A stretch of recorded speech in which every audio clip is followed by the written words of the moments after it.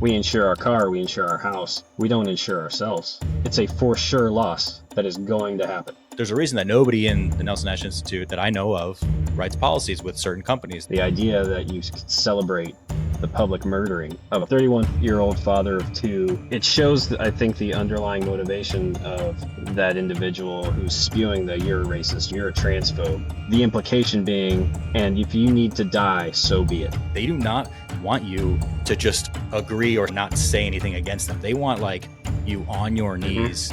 They want total and continuous submission.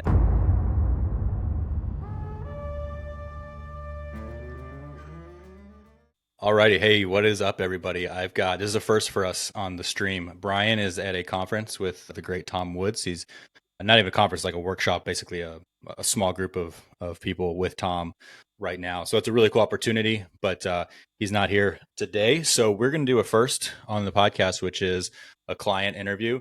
We've got Mr. Will Leight. He was one of my first friends in the Navy when we were in flight school together. The second stage, I guess, advanced training. He was my class leader, 4 years in the Army, and then switched over to Navy and flew helicopters. He's still in wrapping up the final 20 years here, but we've been friends for about 15 years now. And he was my first client that I brought in as an agent into IBC. So we want to talk about his experience with IBC, how he came to understand it, going through the same process of stress testing it, poking holes in the idea, and then eventually coming around to realizing this is a sound strategy for storing, preserving capital for now and for the next generation. We also want to talk about what he's doing now. He's doing raw land sales and has gotten pretty big into that. And so we want to talk about that as a potential. I want him to explain what that process is, what the numbers are like in doing that, what his plans for his business are. If you are looking for raw land, which is not a common thing that people do, but there is a great market for it if you know how to find it.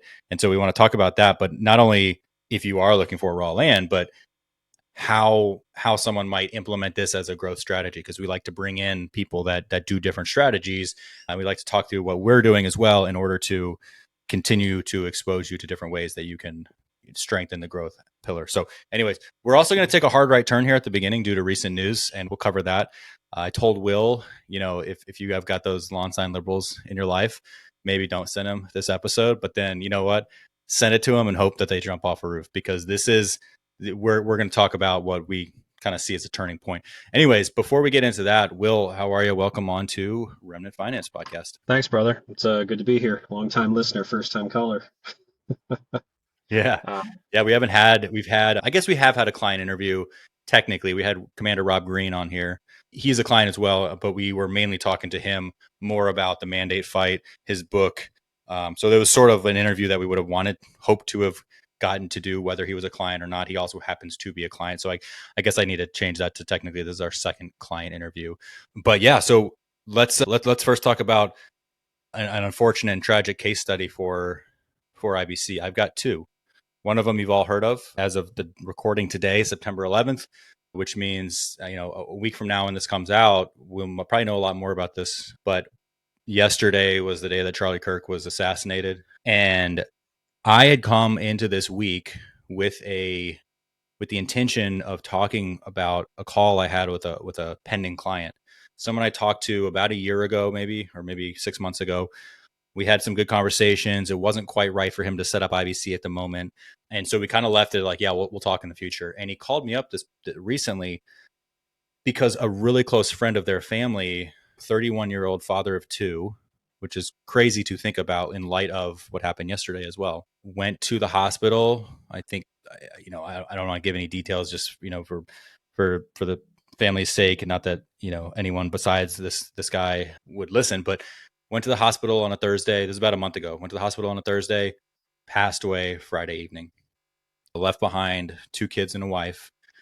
The guy that is my buddy, my pending client, basically called and said, "Hey, I am now kind of trying to shoulder the load of keeping this family afloat and figuring out how we can support his wife. We're trying to figure out." Fortunately, he had one life insurance policy. I think he has about a $400,000 policy. So it's a very short-term Band-Aid solution.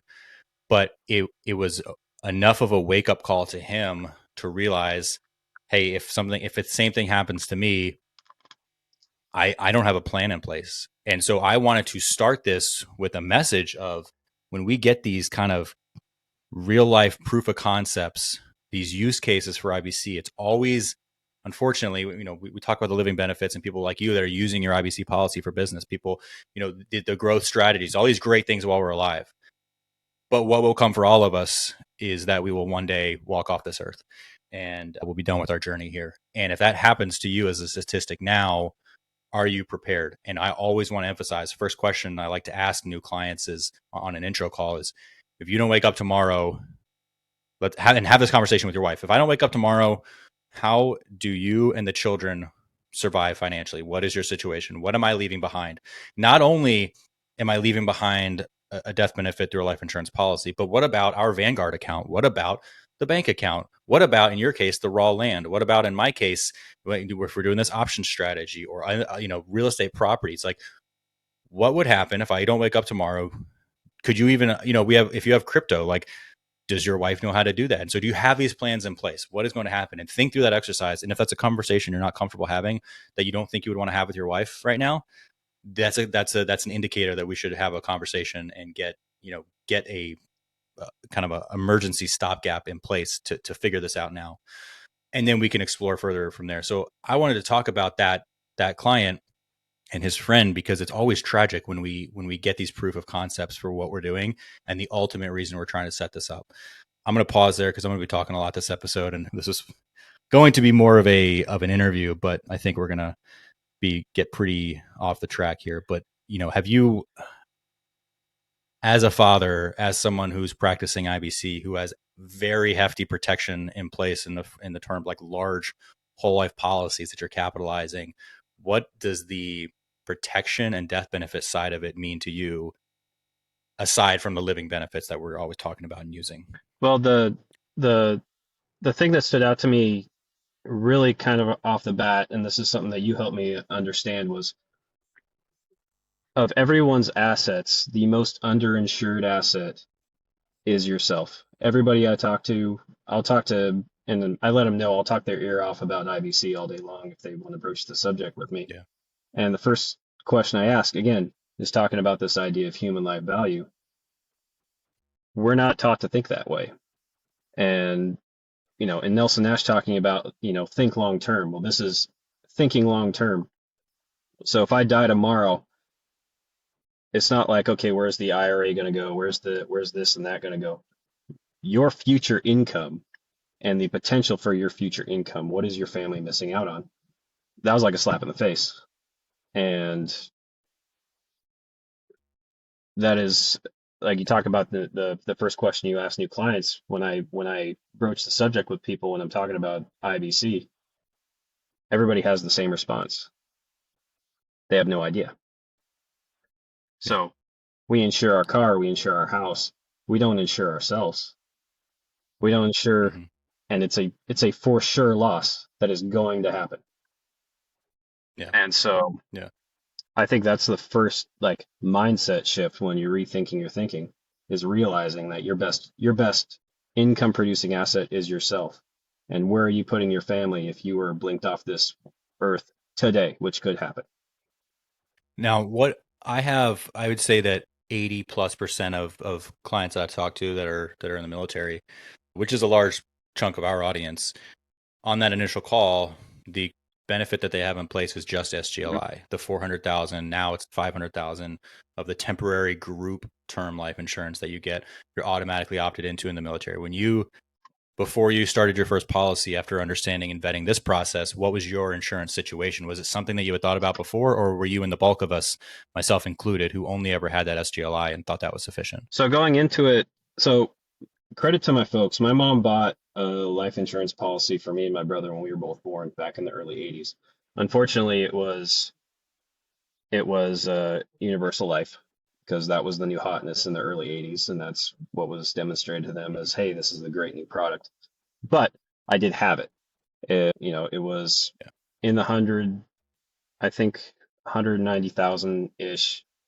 And then the more I dug into it and learned the mechanics of it, realized just what a trash, product it actually is. But I had that. And that was one of the things that was easy. It was a lot easier for me to make that shift because I was familiar with the fact that those do have loan provisions. And I saw the benefit to that when I saw like what a dividend paying whole life, policy designed for IBC can do for you with that loan provision. It was a very easy transition. But so I had that general baseline knowledge that life insurance was a thing in addition to SGLI. Now, at the same time, a lot of us come from, pretty modest backgrounds. And so the idea of like, oh, $500,000, it's so much money. And then Yeah. it doesn't take more than a few minutes of thought to realize like that money's not going to last. I'm not really providing that. I'm maybe a year or two protection for my family when ideally I want to be protecting the next 70 plus years of my son's life and his family. And, you know, Mhm. having a generational aspect of it. So yeah, so that was basically like my life insurance, experience when I did sign up with a financial advisor who got us an additional life insurance policy with a stock company for policies for me and my wife. So we had that as well. Not great, but still, something in place, which Yep. again, so I did have some experience and I knew the importance of having life insurance. So, just get that. We just got that and, should have asked more questions from the outset in terms of just like, okay, what can I do with this policy? Because a dividend paying whole life insurance policy is such a multifaceted asset that allows you to do so much more.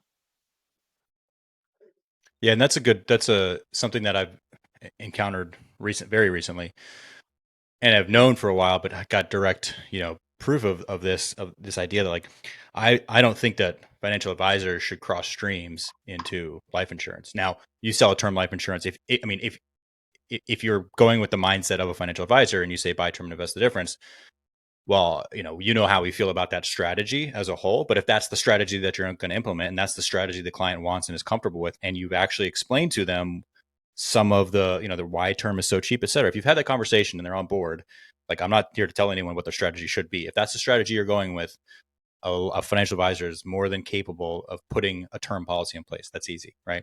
It's simple, it's quick, it's cheap.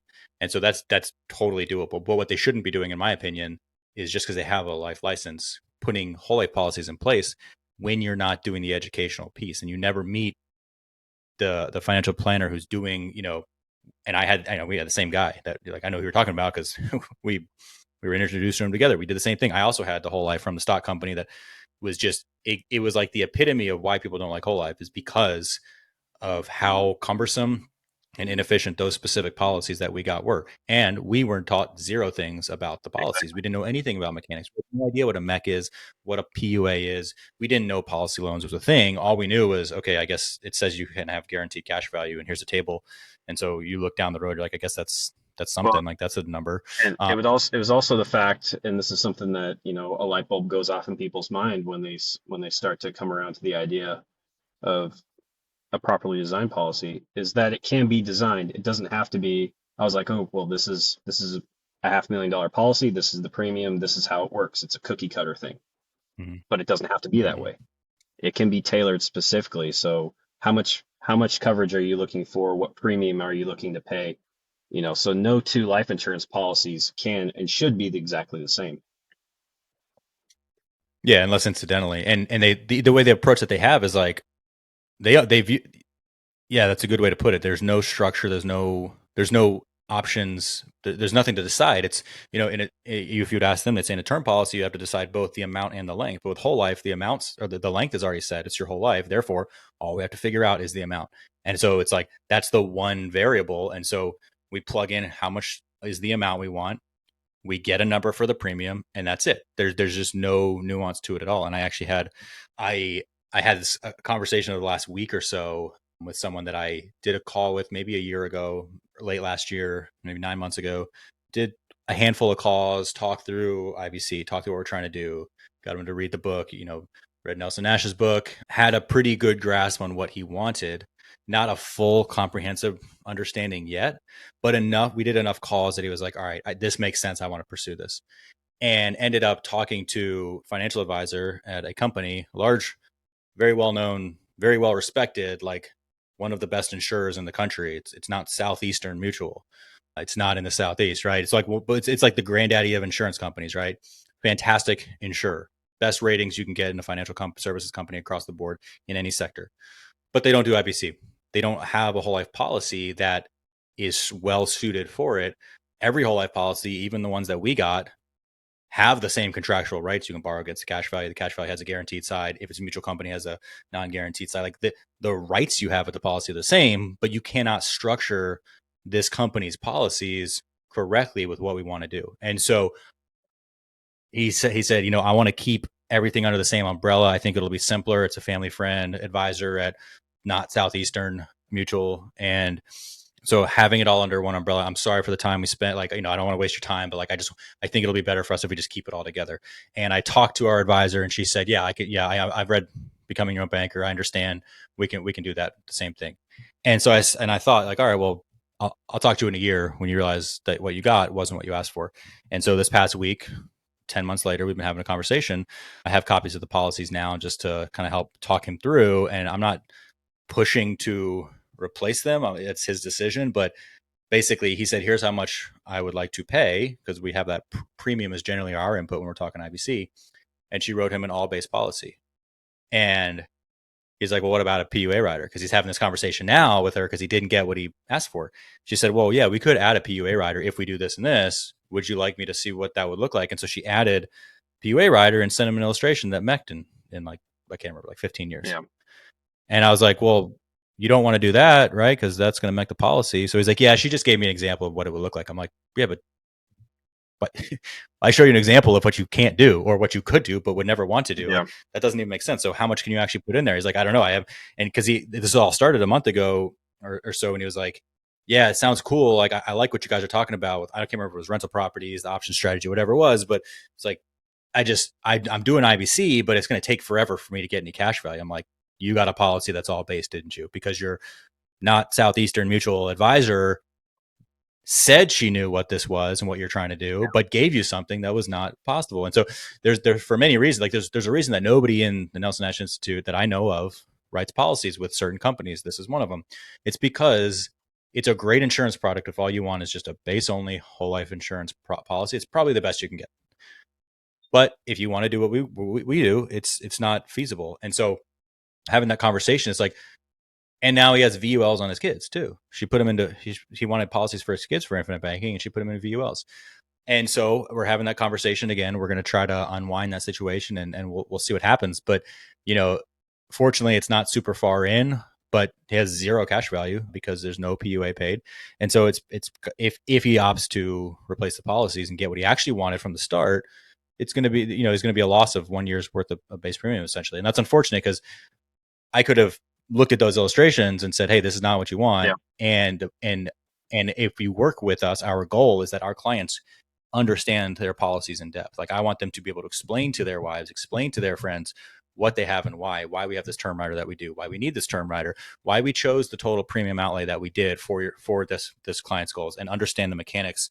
And so that's just totally absent when you kind of intermingle life insurance with the CFP model, because it's sort of an afterthought, like, let's just put a little protection in place for your wife down the road. And that's sort of the end of the discussion, which is frustrating. Yeah, I have a buddy who we both know. I can talk to you about him offline, but he knows how deep I've been studying this stuff, and he actually just signed up with he'd been working with a financial planning company, been doing some stuff, but he just signed up for a LIRP, so life insurance retirement plan, and he sent it to me to take a look at. I don't know if he wants me to give him notes. I need to ask him, but it was built on an IUL. Took a look at it, but something that was constantly asterisked throughout all the paperwork was that MEC was not illustrated. MEC is not illustrated. MEC is not illustrated. So, like, one of my first questions to him is going to be, has anybody explained to you what this means and what could happen? Mm-hmm. So not only the fact, built on a very shaky product, the fact that they mention a MEC but then provide no outline or possible effects to what this could have on the future of his LERP is very, very concerning. Yeah, and there's just there's not any attempt at education there, because there doesn't need to be, because if you're going that route, in my observation, you're going that route because you don't think you have the ability or the wherewithal to do the underlying knowledge and get and understand in depth any of the products. You know, it's like people don't understand their 401ks. They just opt into it. They don't know who actually is sitting on that money. They don't know the fees. You can see the published fee, that's the front end load fee, but if you see the entirety of the fees, if you see how the funds have to be churned, how they're generating taxable events within the fund constantly, which, so even if the fund returns a certain amount, like why you don't see the same number as they publish, there, people don't understand their 401k inside and out. They don't understand these mutual funds inside and out. If you read Barry Dyke's book Pirates of Manhattan, you'll run screaming from mutual funds because of how much just absurdity goes on behind the scenes in them that we never see. All you see is, well, in the last 10 years it's averaged X, and that, in a tiny little print at the bottom, that doesn't include taxes and fees, and that's not a guarantee. And it's like people aren't taking the time to understand these products when they walk in and sit down with a CFP, and so it tracks. They're not going to do Yeah. the same with life insurance, because life insurance is a bad investment. All it is like an expense that an unfortunate expense I have to grin and bear to protect my wife one day. Like that, if that's how you walk into the conversation, you're not going to get that education. And frankly, that advisor doesn't have the ability to give you the education, at least on the whole life product. Or their understanding So is, your old friend Ray Damsey's idea of just like put it in here, you'll get 8% forever. right, and it's paradigms are crumbling, and this is one of them. A lot of them, I think, are kind of coming to a head now, and we can kind of pivot here because, again, I want to summarize. Think through this scenario if you're a father and you don't wake up in the morning, because I guarantee you Charlie Kirk didn't think that yesterday was his last day on Yeah. earth. I guarantee you that 2 months ago, this 31-year-old father of two in North Carolina thought he had one more week left to live, but he did, or a month, whatever. But like, none of us think we're going to be that statistic, but I want everyone listening, if you haven't yet, to like play, play through that mental scenario. Okay, I don't wake up tomorrow morning, rush to the hospital, and I'm gone. Now, what is my family doing besides mourning, besides being devastated financially? Like, what does my wife Hmm. do? Is rent coming due? How will she pay it? Is the mortgage on auto pay? What account is it coming out of? Can I access this? How long? How much funds do we have? Okay, my husband's income has gone away. What is replacing it? Is there anything coming to replace it? If you're military, you're going to get that 500K lump sum from the SGLI. Do you have any other life insurance policies? Fortunately, this guy, this young father had, I think he said 400,000, but the wife doesn't know how to log in and find any of this stuff. And if you think that, you know you play through that scenario and you ran through that discussion with your wife, and you both come to the realization that she would be absolutely screwed financially. If you could ask her, like, how do you want me to fix this? Yes, you can fix it. You can get it fixed ASAP, and you should, because we don't think it's our last Yeah. day, and we don't think we're going to be that statistic. But we should all realize that one day we will die. The longer the time frame until that happens, the more time we have to grow our assets, prepare ourselves. But if it happens immediately, you know, it's more than just it's a failure, I think, on our part as fathers Hmm.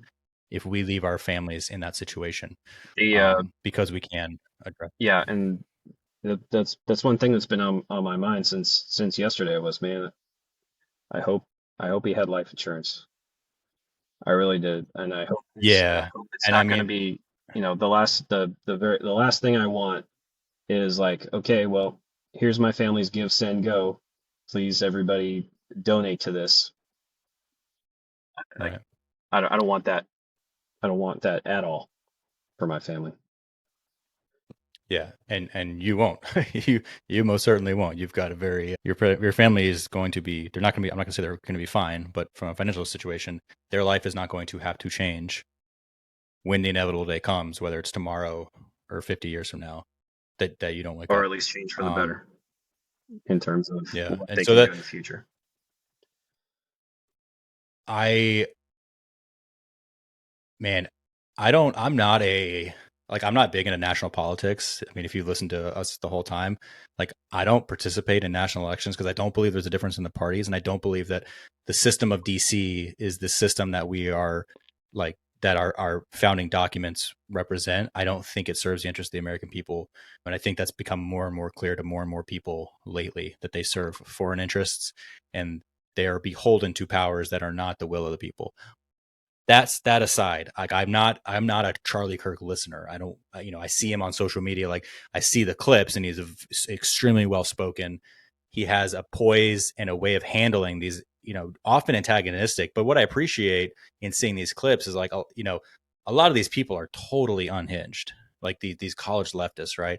But I always observed in his response and his demeanor that he was polite and professional, and that it would kind of take the edge off of this like blue haired leftist who goes in angry and it's just like, okay, well you say, you made that point, but what about this? And it kind of softens it because there's a discourse there, and doing 2 years at Harvard Kennedy School, which is like the woke of the woke. I remember if you're at HKS, they're so absurd, like they're off the spectrum. Like there's no Overton window. Like that whole idea is shattered. It's just rigid compliance to full scale leftism. So that I remember Jeff Flake came as like a visiting fellow. They'll have these kind of like political celebrities that come through and do a fellowship for a semester. And so it was it was cool because you'd see people in the halls. I was like, oh, that's like the former president of a country, or that's an active congressman. That like people that you've seen on TV would just be walking in the halls. I think George W. Bush's daughter was there for 2 of the semesters that I was there, and you just see these people walking around. It was cool in a sense, but I remember Jeff Flake was there, and that dude is like Hillary Clinton in a man's suit, and like, not in the like the obnoxious yellow pantsuit, but Jeff Flake is not any different than Hillary Clinton, especially to me being hard Wow. right. And I remember they were just like, how dare you guys are entertaining Hitler here? I'm like, this dude hates Trump as much as you. And the extreme is embodied at Harvard, in particular at Kennedy School, because it's a government school. It produces government bureaucrats, and it's just a factory for leftism. And I remember they always talked about all of this oppression, all of this victimhood, and the need for a national dialogue. We need to have a national conversation about XYZ. It was always, you can fill in the blanks, you know exactly what the conversations were. We need to have a national conversation about transgender rights. We need to have a national conversation about minority housing. It's all about national conversations. And we all know that they're full of shit. We all know that that's just fake posturing because they have no intention. They never had any intention of having a conversation with someone who disagreed. It was just, we want you to pop your head out, make a statement so that we can bash you down. And we are going to win because we are going to shame you because white Western culture or society, not that there's like a cohesive culture there, but just like, I believe this group of like Western Europe and American, like this idea that being called a bigot or a racist is this thing that like, oh no, I'm not, I swear I'm not. Like, only people in the world affected by being called that are like Western white people, and that's exploited. That is that shame, the fact that it works and it gets people to change behavior or to not stand up for something that's right or to not call out crime, to watch and observe, just like sheep as your society is being trampled because you don't want to be called a bigot or a racist or a transphobe. Like, that is a unique character flaw in my observation of like the Western white world, which is, this kind of liberal world order, the rules based order, globalist, whatever you want to call it. And I remember they always talked about a national conversation, but I think that idea, that fake desire that they have, is exposed by the fact that nobody had that national conversation better than Charlie Kirk.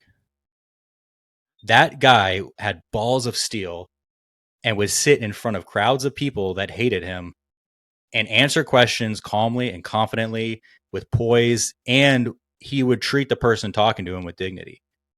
And that was very impressive. And again, I'm not like, I didn't ever watch him regularly.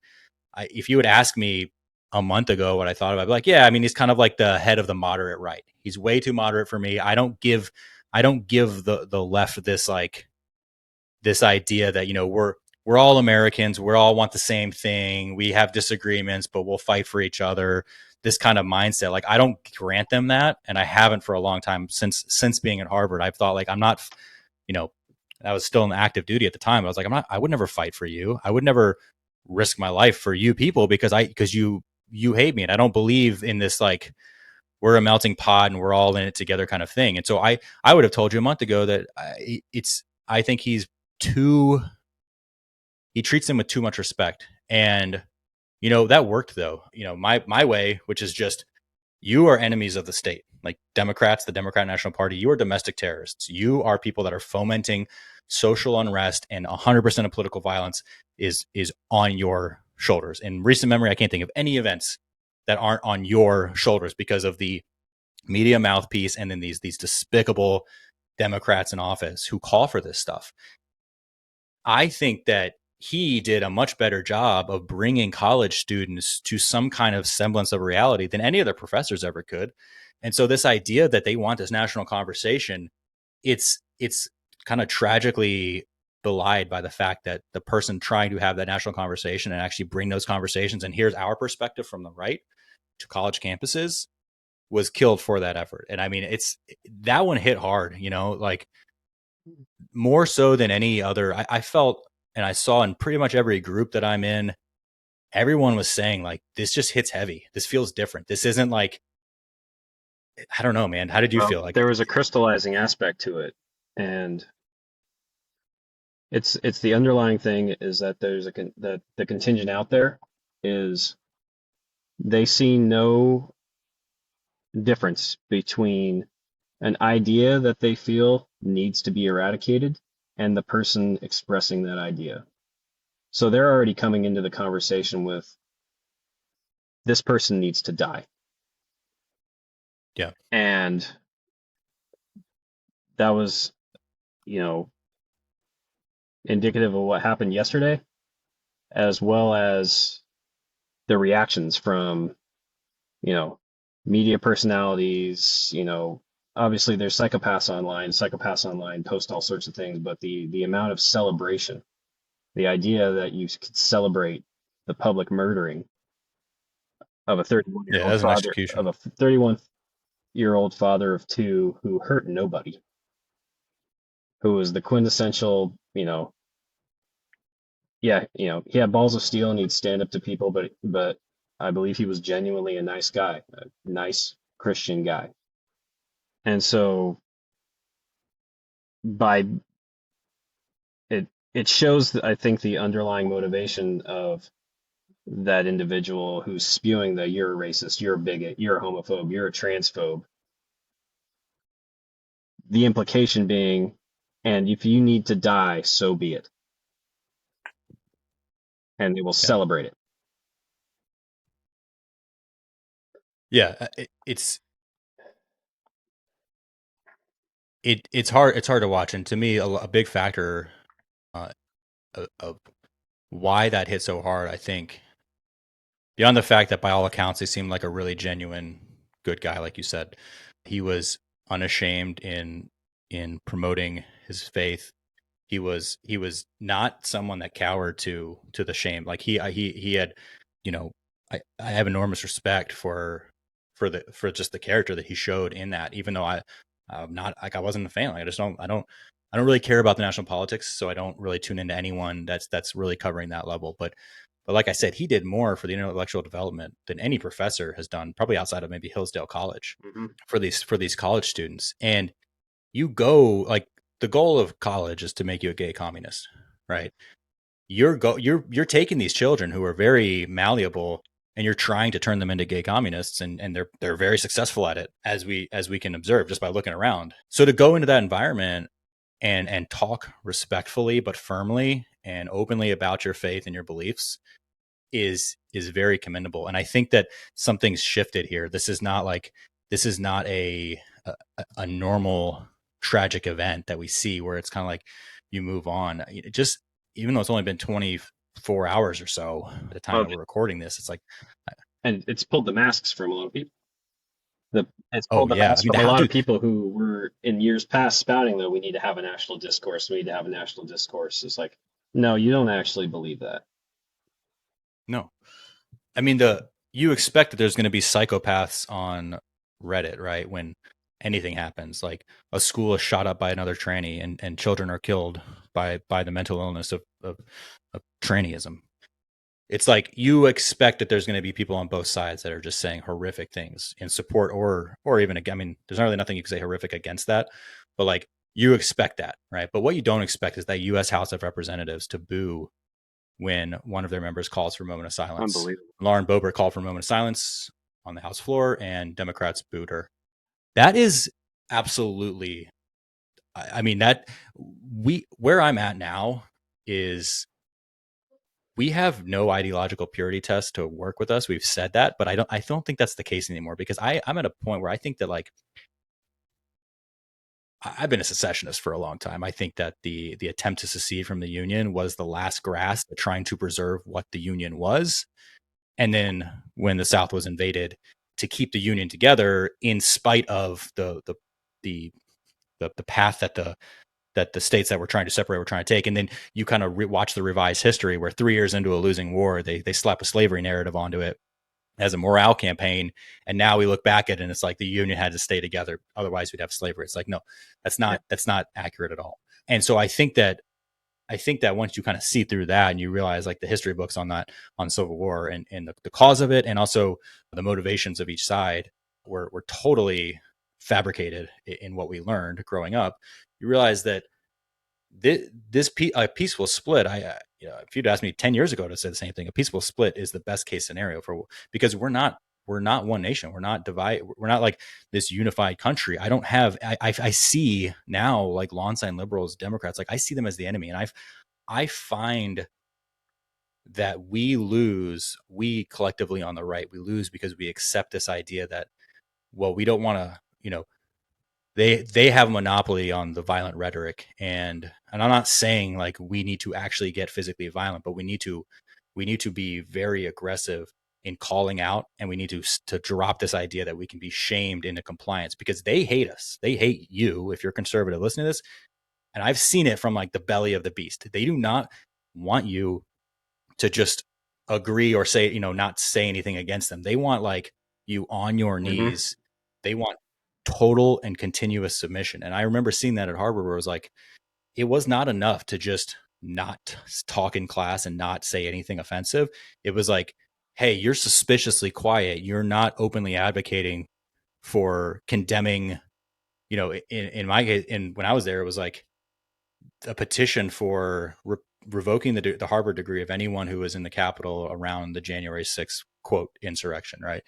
And it was like, if you're not adamant about promoting this, if I see that you haven't put it on Facebook, like people are calling each other out for not being active enough in the narrative, and just this idea that like we have to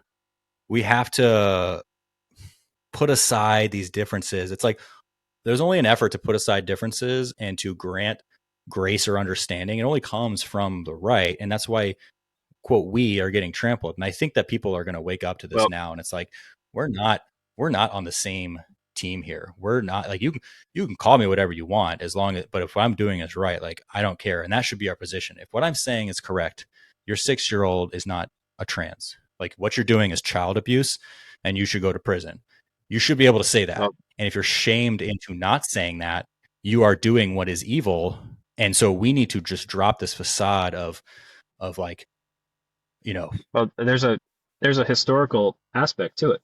I remember when I read the Gulag Archipelago, and in Volume One, Solzhenitsyn goes through in detail the Soviet criminal code. And under Article 58, it was a crime to not disavow somebody who's been declared an enemy of the state. And it was a crime if they determined you were not disavowing hard enough. So therein lies, you know, there's a historical basis in the communist mindset that if you haven't disavowed this and haven't disavowed this to our liking, you are therefore guilty. yeah, we need to stop assuming good intentions, and we need to have the same intensity of disdain for their beliefs because we're just gonna keep losing. Like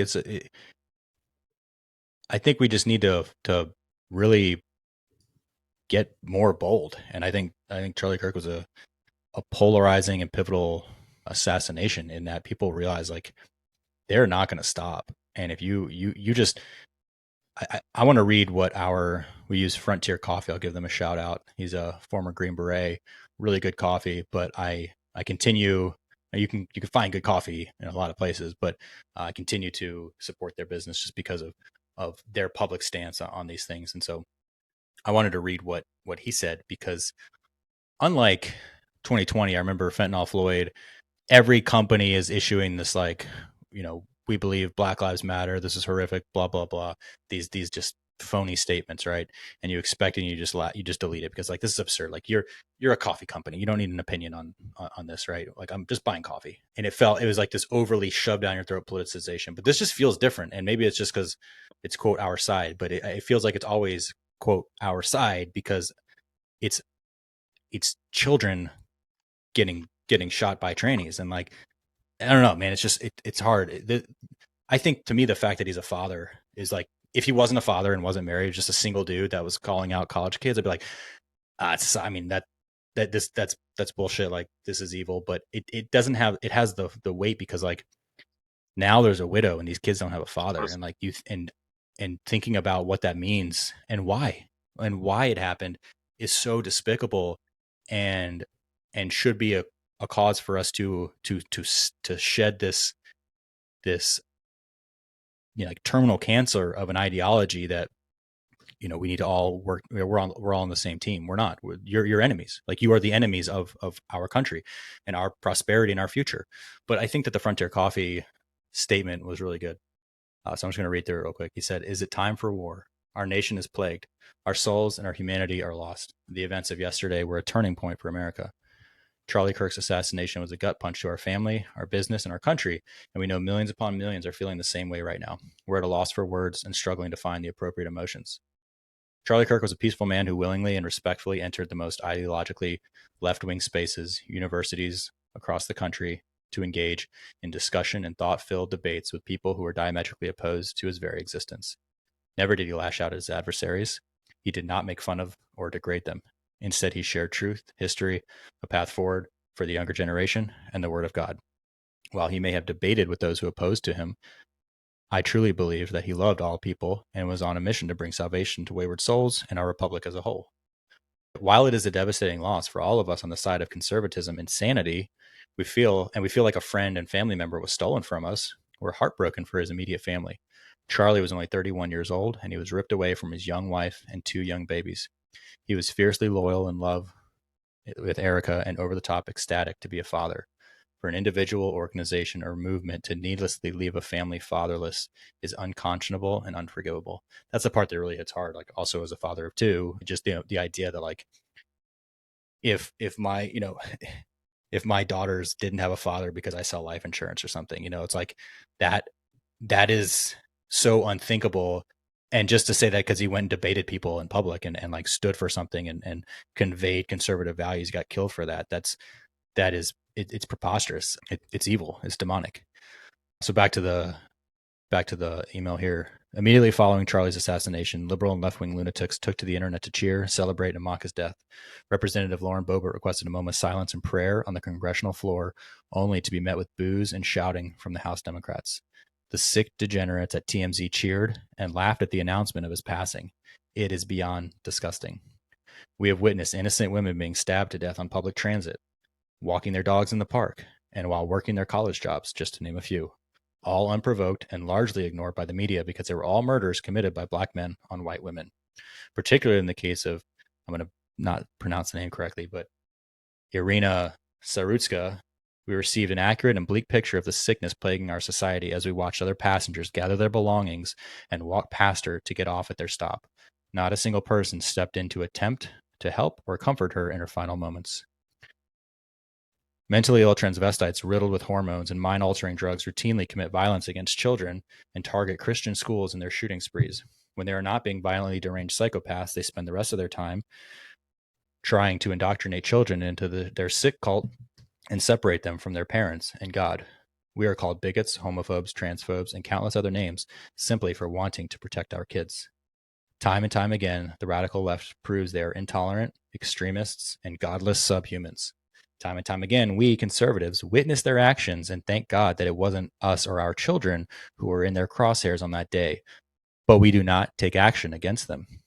We pray, we hug our spouses and children, and we go about our days just trying to be responsible and build good and healthy lives for those we love. But the left wing extremist cancer continues to spread throughout our country. When do we say enough and begin to take action? The sickening events we've witnessed this week are enough for this household and this business. It is time for action. Their disgusting ideology must be met with equal and greater force. This is not to say we should be like them or adapt their violent targeting tactics, but we must all be prepared to protect our homes, our workplaces, our schools, our families, our children with deadly force when threatened. Do not allow these degenerates in your homes, in your businesses, or anywhere near your families. Remove them from your spheres and do not allow them anywhere near you. I, my family, and my business have a zero tolerance policy for liberal and left wing ideology anymore. These are absolute enemies, and we are prepared to protect our way of life at all costs. We will not continue to idly watch the destruction of the nation we love and allow our children to be stolen into their dark and demonic cult. They are emboldened and believe that violence and murder is justified to further their agenda. We will not allow it. And if you're reading this, we hope you will join us in defense and preparedness to protect what we hold dear. I think that's a phenomenal statement that, like, when I read that this morning, I had notes that I wanted to talk about and basically hit every single one. The idea that we can just sit by it and continue to take it. If you're not getting your CCL, if you don't have it, renewing it if it's expired, or if you live in a faggy state like ours where it's impossible to get one, you just need to break the law and be caring, because this is not going to stop, because they're emboldened because we have no action against it. And so I'm not gonna, of course, I would never call for violence. Not that anyone, like, no one should listen to me if I were doing that. But we should all, as fathers, just take a very, very hard look at our community and those around us. And we need to have deep skepticism, and we need to be ready to protect our families, because, like he said, they are coming for our children and they're not going to stop. When you watch that subway attack, I mean, that's demonic. And trying to paint this as like mentally ill. It's like, okay, you're a mentally ill person who's going to get executed instead of a sane person who's going to get executed. Who gives a shit? Like, this person needs to be swiftly and publicly executed. And this, I mean, if it's me, everyone who watched it should be executed as well. It's unreal that this is the state. And they always talk about a gun problem. They always talk about gun violence, and it's not. We have a people problem. We have a leftist problem. We have, like, if you look at for as much as they continuously talk about white nationalism and gun violence and all this stuff, if you just isolate like gun violence perpetrated by white people, we have the same crime stats as the Netherlands. Like, we're not a violent people, but we have a violent ideology that has swept over, starting at college campuses. And God bless Charlie Kirk for what he did, trying to go into the absolute belly of the beast and talk sense to these people who are becoming violent gay communists. It's written, and I bought a copy of it a few years ago, but it's written in the playbook. Saul Alinsky wrote it down in Rules for Radicals. Rules for Radicals, yeah. Always accuse your opponents of what you are doing. Yeah. Yeah. Like, it's there in black and white. It's yeah, it's so frustrating. And I agree with that sentiment that Nate said. If you're a liberal, if you're a leftist, like, I don't want to do business with you. I don't want to associate with you. I think it's time to purge them from our lives, from our businesses, because if this is not a line in the sand for them where they realize, like, that my ideology is the reason for this, they're not safe to be around, in my opinion. So anyways, you got more, got any more on that? Well, and like I said, talking about like the mask dropping, and to the credits of organization, even of, I don't know if you saw the report, like MSNBC sacked one of their political commentators for his comments after the Charlie Kirk shooting, because like his sentiment was like, well, if you're gonna spout these things, you shouldn't be surprised if something bad happens to you. Wink, wink. It's like, what the hell's wrong with you? Yeah, it's not something that you can just explain in dialectic. Like, we can have a debate about policies and we can come to an agree. Like, that's gone. Liberalism is dead. The ideology of liberalism has fully been exposed, and this is kind of the last grasp of like a failing ideology. I think the Democrat Party should be treated as domestic enemies and purged. I mean, politically purged, I suppose. But like, if people are still supporting this, it's going to continue, and those are the people that you need to cut out of your lives and be very, very vigilant around, because it's they're it's it's just evil. I don't know if you saw any of the videos coming out of Nepal about what happens when the needle swings bad enough and the people take down their government leaders. Yeah, man. They were throwing them into rivers. Yeah, I don't know what the answer is on a national level, but on an individual, family, and community level, we really need to step it up. And if you're saying what's right, you need to not be shamed, and you need to not be afraid to say the truth, because the passivity is why this keeps happening. So I don't want to keep dwelling on that, and it wasn't the intention at all to talk about that, but it was so kind of depressingly timely, given that I was going to talk about a 31-year-old father of two who died totally unexpectedly. And that is just it's like, you never, when the importance of this job becomes undeniable, it's always in tragic situations. If we live into our 80s and 90s and we leave behind these enormous estates and we go peacefully, and we've done this strategy and we leave a ton of tax-free money to our children. It's like, yes, you're sad when your grandparents die, of course, but it's not, it's expected, and we've built up this generational wealth for them, and that's how, like, kind of the best case scenario for when you pass, I think. But when it happens like this, and especially when children are involved, it's like, man, if he didn't have children, I don't think the weight would have hit as hard. But I just can't even imagine, like, being knowing thinking it through, the idea where, like, what if my wife and just took my daughters to the library, and like, what if that was the last time I saw them, and my daughters, like, they're too young to even understand what death is, and Hmm. just the idea, like, oh, we're not going to see daddy again in this life. And how do you explain that as the mom? Like, how do you go on? It's just so heartbreaking, and I really hope it wakes people up. But that is not, even though it was impossible to not talk about that, because it's just so timely, and a week from now, when this episode comes out, who knows what we will have learned by now. We saw this old, white Bernie looking Democrat guy, initially saw pictures of him being the shooter, and then he wasn't. And then the FBI said they have arrested someone, but no information is giving. Who knows? It's so hard to trust anything you see right now. And so maybe a Yeah. week from now, much more will be revealed. And so we don't know what that's going to. As with most just about everything, the initial report, expect that to be wrong. Yeah. Yeah. The media is always lying. And then the real media, which is like social media, there's a ton of stuff in there that you have to sift through, but the truth will come out there, if anywhere. So again, when you're listening to this, there might be a lot more pieces to the puzzle that we can't talk through right now, because at the time we don't know it. But it's I hate when we get timely proof of concept for what we're doing, because it's never good news. And this one just hit more. But we can shift gears here, because I think everyone, at least in our circles, is expressing the same thing, that this one just hit harder. And hopefully we learn from this, and we kind of find our spine that Charlie clearly had. So rest in peace, and he's with the Savior now. But man, it's just And it's hard. in the end, I take comfort in the fact that I feel like, whether he's subscribed to the idea of the five Fs, I feel like he probably had a lot of the five Fs going in his life. Yeah, yeah.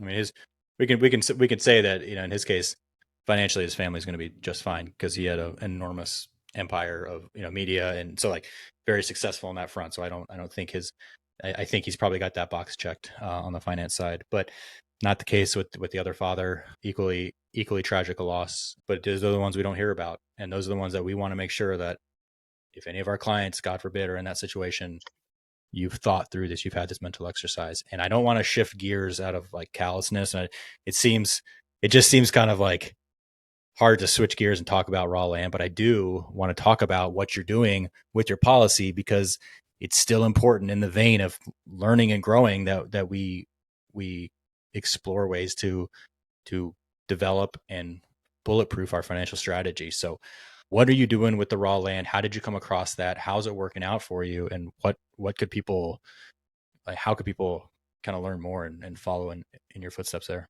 Having done IBC for a couple of years, a lot of people have a question, the question of like, okay, I have this pool of capital now, what should I do with it? It's like, it's infinite. What can you do with it? So looking at alternative investments and wanting to set up future cash flows, especially as I'm coming towards the end of my military career, I'll be retiring. So losing, a large chunk of my active duty paycheck, I wanted to start putting in frameworks for other types of cash flows that isn't just working 40, 50, 60 hours a week.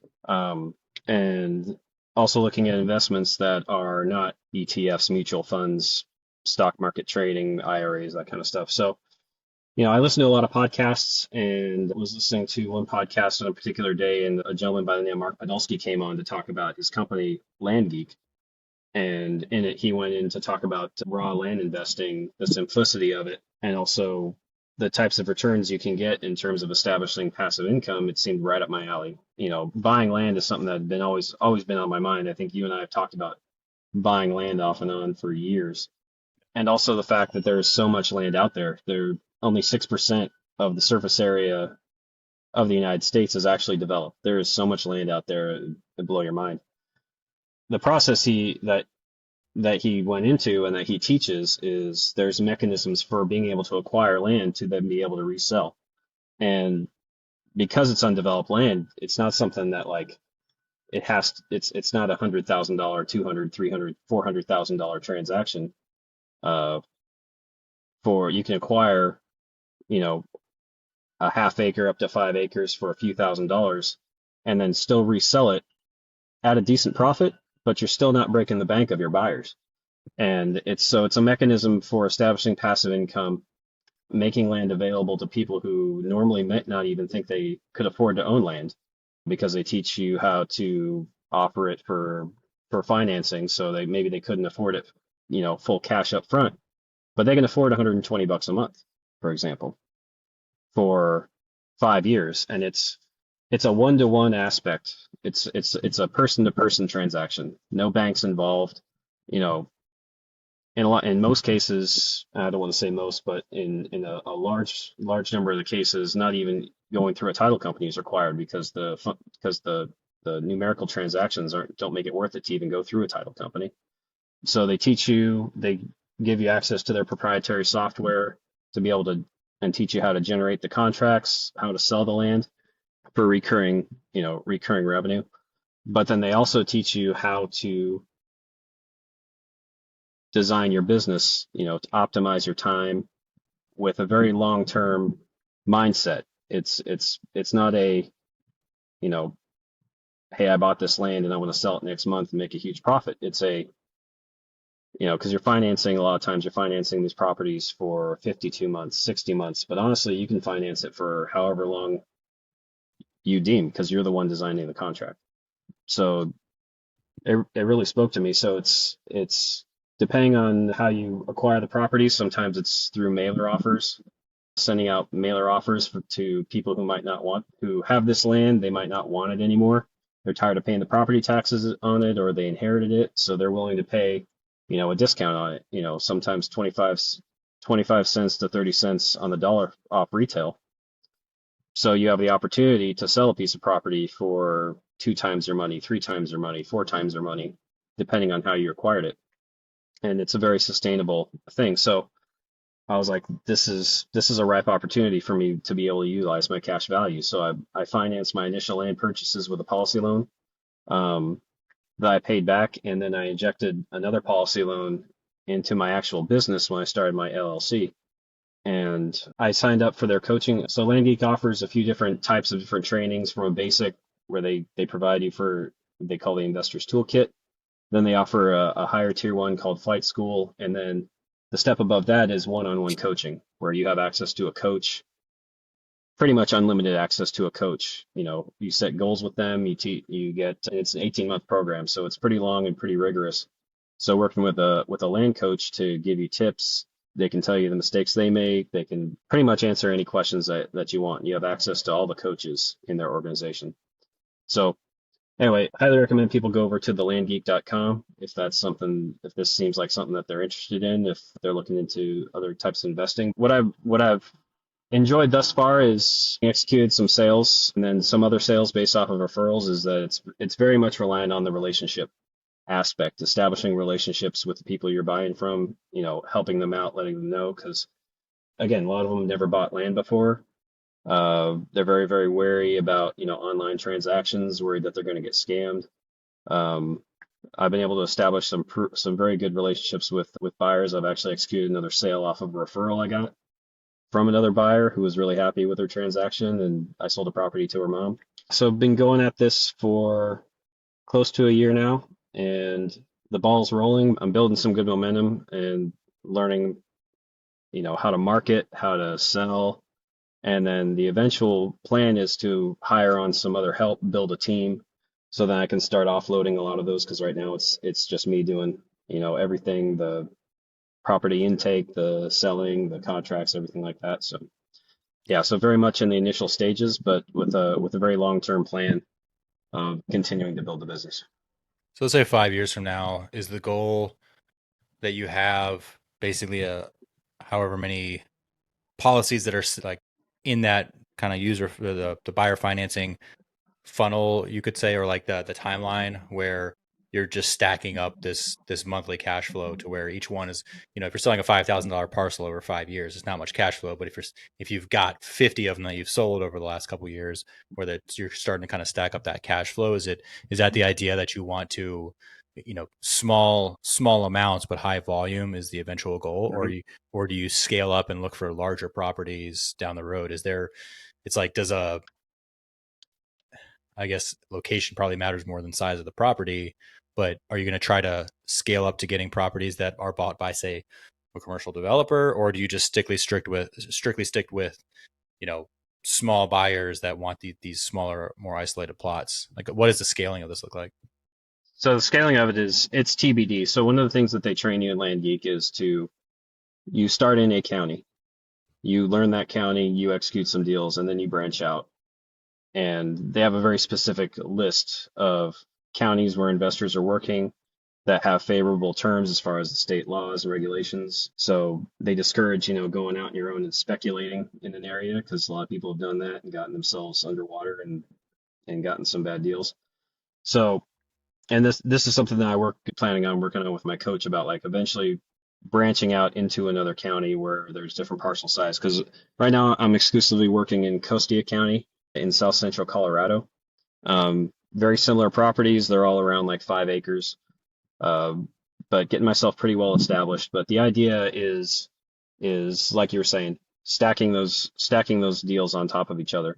And financing is really the desire in terms of trying to establish passive cash flow, just because if you think of it in terms of, I'm not going to turn down a cash sale, for example. Someone says, "Hey, I want to just pay you that money," but now you don't have access to that money or you don't have access to that land because it's not uncommon for people to pay on a piece of property for a while and then discover that they want to change their mind. Uh, they stop paying on it, they go into default. It's like, yeah, that's not what I want because I want to sell somebody their piece of land. But worst case scenario, I take full back possession of that land and then I resell it starting at the beginning. But now I've already earned back, a fair amount of my cost basis in Yeah. the event that I do that. How many Um, properties do you have now? right now so I own 11 properties. I just acquired my 11th one last week. I have 4 under contract right now. And so trying to keep the machine, keeping the machine going, keeping the ball turning to, acquire more properties at that discount and then resell it. So right now, the money I'm bringing in, I'm putting right back into the business to acquire more properties. Um, and then in addition, working with the great team over at Tax Sherpa, so helping me Yep. optimize my cash flow structure. So they're going to help me to determine like, okay, when can I start taking an income from it to help my tax position. But having the LLC from a tax standpoint has also been a game changer. So, but the scalability of it is that's the main desire of why I wanted to work with the land coach is learning how to make it big because I've got friends I've made in this community that are doing 10,000 a month and above that. They've been doing it for 2, 3, 4, or 5 years.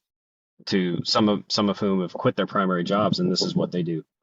So they've taken the tools using, the different types of software for lead generation and follow-ups and all that kind of stuff.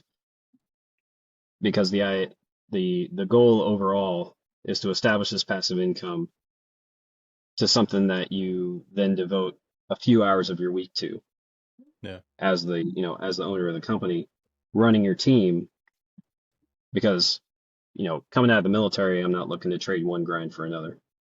In addition to this, I've also been, investigating some other, means of passive cash flow, because I'm going to work after I retire. I'm only going to be 44 years old.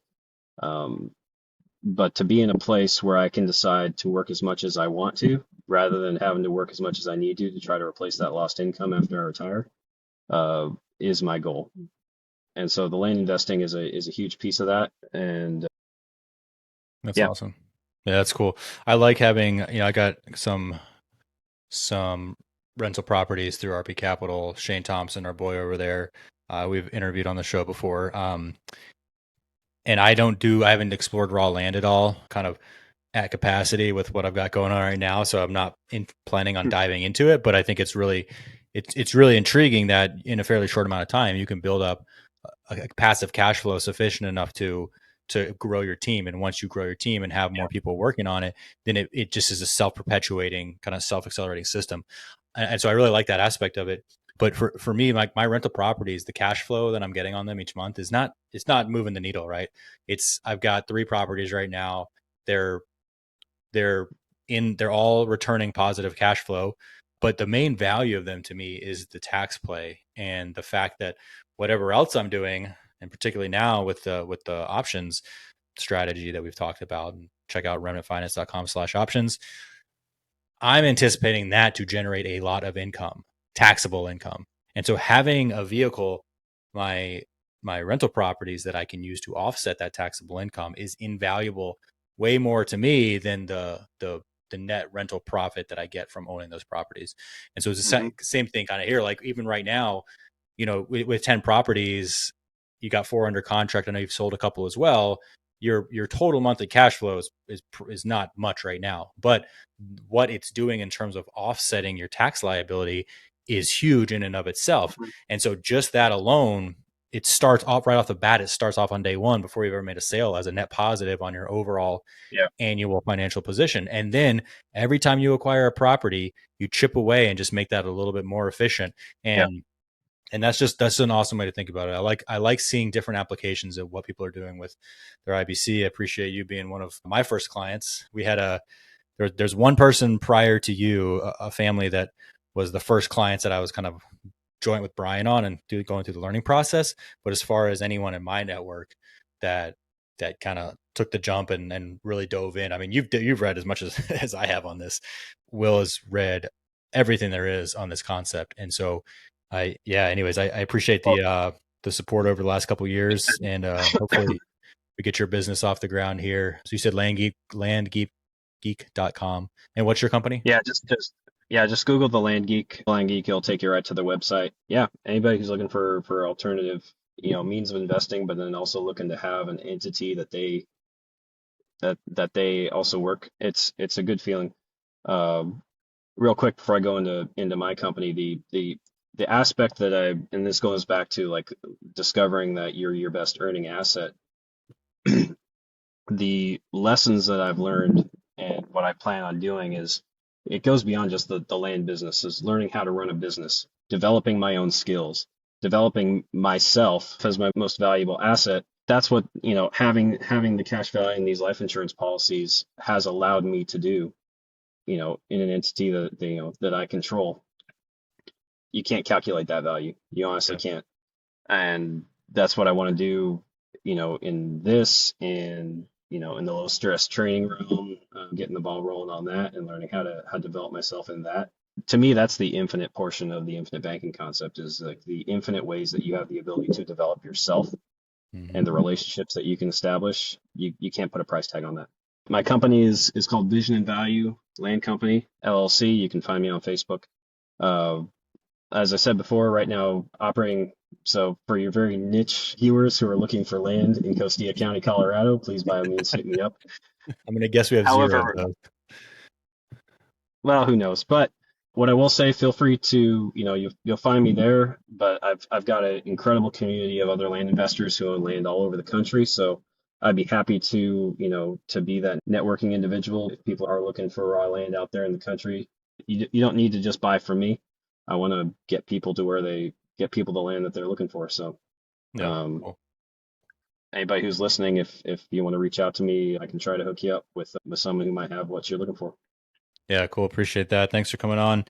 Just a reminder, play through the event where you don't wake up tomorrow and think how your wife and your children's life looks. And if you're not happy with that, or if you think she would be pissed at what a mess you left her with, use our scheduling link, set up a call. Let's just talk through this.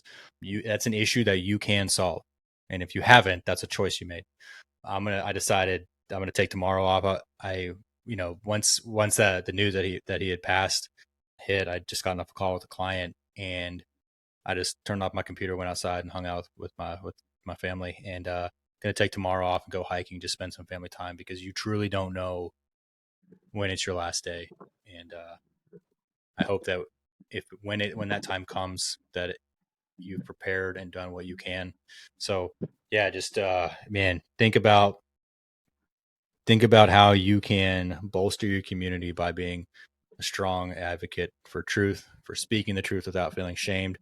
And Charlie Kirk was a damn good role model at how to engage with people that you disagree with, but just keep your head on a swivel now, because it really feels like they're escalating, and they think they've got a lease on strength here, but I don't think they know what they're up against if they really try to press it. So I hope everyone's just appreciates what they have. And you got anything else, Will?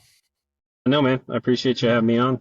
This is a first for me. I've never shown my face on the live video before, so Yeah, it was uh, supposed to be a lot more about finances and land investment, but that's where we are, and that's where you should be. So we'll catch you guys next time. Thanks for coming on, and cheers. Thanks for listening to Remnant Finance. If you found any value at all in this episode, please subscribe, leave a review, and share it with a friend. Remember, true financial freedom comes from taking control of your personal economy and breaking free from the status quo. So stop being a passenger in your family's financial future. Boldly take back control of your wealth. Until next time, This is Brian and Hans signing off.